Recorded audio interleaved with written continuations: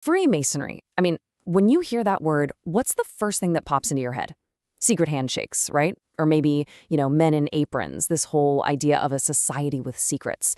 And look, you're not wrong, but what if I told you the biggest secret isn't about what's hidden from the world? What if it's about what a Mason is supposed to find deep inside himself? Yeah, let's really get into that. So to really wrap our heads around this, we've got to start with this core metaphor in Masonry. It's just a simple story about two stones. But trust me, it kind of explains, well, everything. Okay, so picture this. On one side, you've got what's called the rough ashlar. This is just a stone, right out of the quarry. It's rough, it's unrefined, imperfect, but it's absolutely packed with potential. That stone, that's supposed to be us, just as we are out in the world. But then, on the other side, you have the perfect ashlar.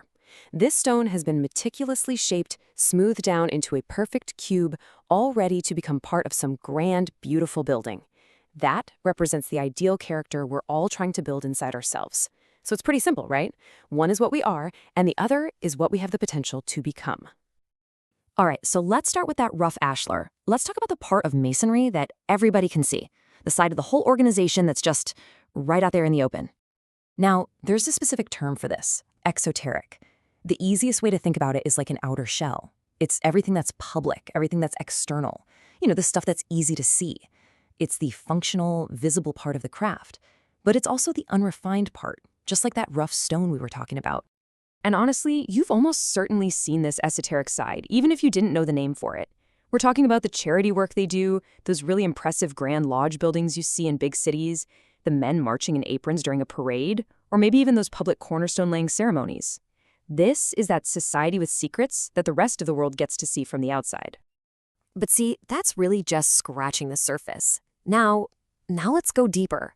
Let's look past that outer shell and get to the real purpose of the whole thing, the work that happens inside for the individual Mason. And yeah, you guessed it, there's a term for this too, esoteric. This is all about the internal, the philosophical truths, the kind of stuff that can't just be explained to you in a book. It has to be experienced, it has to be discovered personally. This right here is the real hard labor of turning that rough stone into the perfect ashlar. It's the work you do when nobody else is around. So what does this work actually look like in practice? Well, the real Masonic secrets, they're not some passwords you can just go look up online. The real secret is that personal aha moment you might have during a ritual. It's that quiet moment of reflection when you take a symbol, like a simple builder's square, and you actually use it to measure your own morality, your own actions. It's all about that internal labor of building a better version of yourself. Okay, so where did this whole split, this duality, even come from? Well, it turns out the very nature of Masonic secrets changed pretty dramatically over time. It basically shifted from being all about the practical to being all about the philosophical. If you go way back, like to the Middle Ages, you had what were called operative masons. These guys were actual literal stonemasons. And for them, secret signs and grips were super practical. It was how they proved their skill level so they could get paid properly as they traveled around building those incredible cathedrals. It was basically a trade secret. But then, fast forward to the 1700s, and something called speculative masonry starts to take off. These new members, they weren't building with stone anymore. So the secrets changed. They went from being about architecture to being about philosophy. They started using the tools of a stonemason as symbols for building what they called cathedrals of character. There's this quote that it nails the whole concept perfectly. The letter of the law is exoteric, but the spirit of the law is esoteric.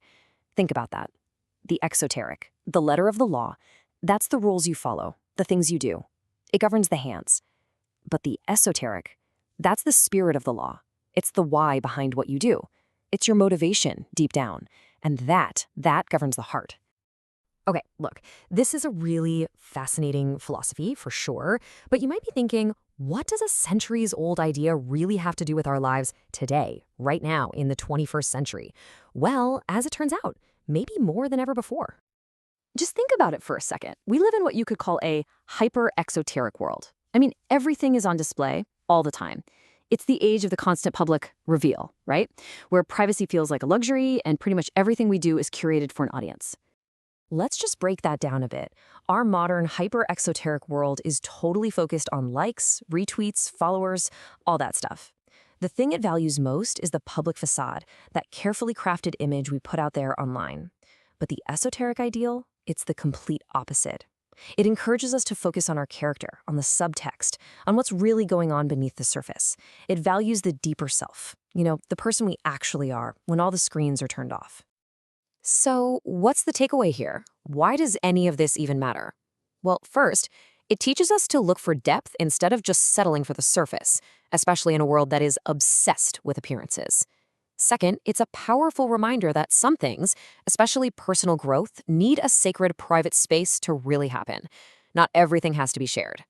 And finally, its unique language of symbols, light, geometry, work, it can act like a universal bridge, helping people from totally different backgrounds understand each other on a deeper level. And all of this kind of brings us to our final thought. And this is where it stops being just a philosophical concept and turns into a really, really personal challenge. You see, the apron, the ring, any title you might have, any outward sign of being a Mason, that's all exoteric. It's what you show the world. It's just the reflection you see in the mirror. But the real question, the true esoteric work, is this. Who is the man you are building when absolutely no one is watching? That is the secret inside the secret.